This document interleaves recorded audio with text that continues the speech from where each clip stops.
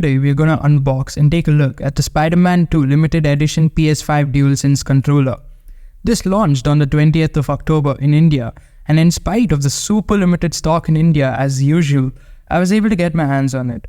And very soon I hope to get my hands on the Spider-Man 2 edition of the PS5 faceplates as well. There are other different limited edition controllers like the God of War edition, the Hogwarts Legacy edition, and many more like that.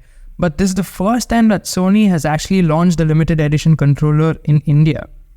Now coming to the unboxing part, I've already unboxed and used the controller, but since I have to show you guys how the unboxing looks like, I put it all back again so that I can show you.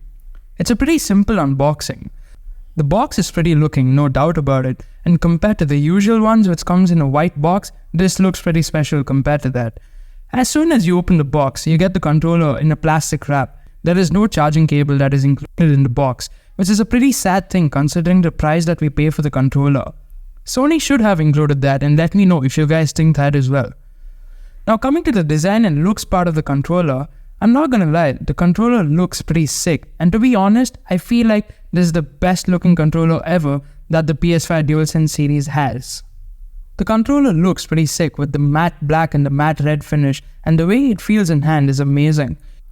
If you look at the controller closely, you can see the black part of the controller, which is the Venom, is taking over Spider-Man. As you can see, the tendrils are going over to the red part, which is a pretty good representation of how it is in the game. The D-pad is black in color. Then there is the Spider-Man logo in white in the middle, and the action buttons are white as well, which is similar to how it was done in the PS4 Spider-Man edition controller. I think Sony wanted to retain that same look. I felt like they look good, but maybe they would have looked better with black buttons.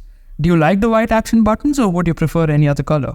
Let me know in the comments below. But on the whole, the controller looks clean and it's amazing. Now coming to the back part of the controller, it's just plain black and there is nothing else. And if you look closely, you can see the action button logos which are engraved on the controller, and that's where you rest your hands as well. So that provides as a pretty good grip for your hands. When it comes to me, I feel like this is the best looking controller, and that's because when you compare it to the other editions like the Hogwarts Legacy one, that's just a plain black PS5 DualSense with some Hogwarts stickers on it, whereas this one is completely done from the scratch when it comes to the design part of it, and that's why I like this controller more than the others. And since it's the same PS5 DualSense controller, you get the same technology like the haptic feedback and the adaptive triggers that they showcased during the launch as the default controller that you get with the console.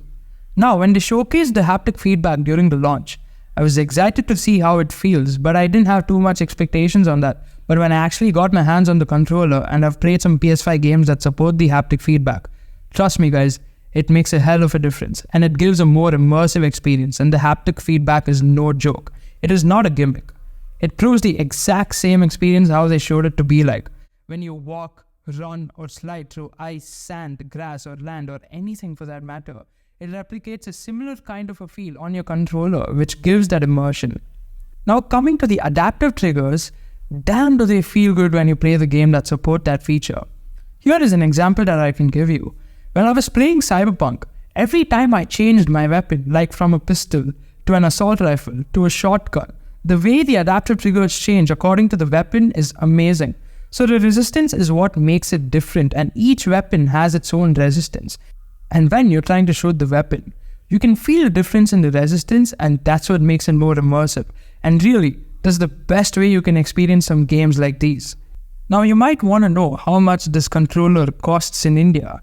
It costs around 6,850 rupees, whereas in the US it's around $80. And if you ask me, I feel like this is an amazing pick because you have to pay around 6,400 rupees for like the Midnight Black or the Cosmic Red version. Whereas for this one, you just have to pay another 450 bucks extra, which makes complete sense. So if you can get your hands on one, then just don't think too much and go get it. Trust me, you will love it. And if you're a Spider-Man fan like I am, then you will fall in love with it. And I feel like this is a chance that you shouldn't miss. So that is a quick look at the Spider-Man 2 edition of the PS5 controller. And to be honest, this is the best edition of the PS5 DualSense range of controllers. So that's all about today's video, and also when I get the PS5 faceplates of the Spider-Man 2 edition, I will make another video on that, so stay tuned to the channel. If you did enjoy today's video, then please like this video and subscribe so that you can see more content like this. And please click on the thumbs up for this video as it helps the YouTube algorithm for this channel to grow.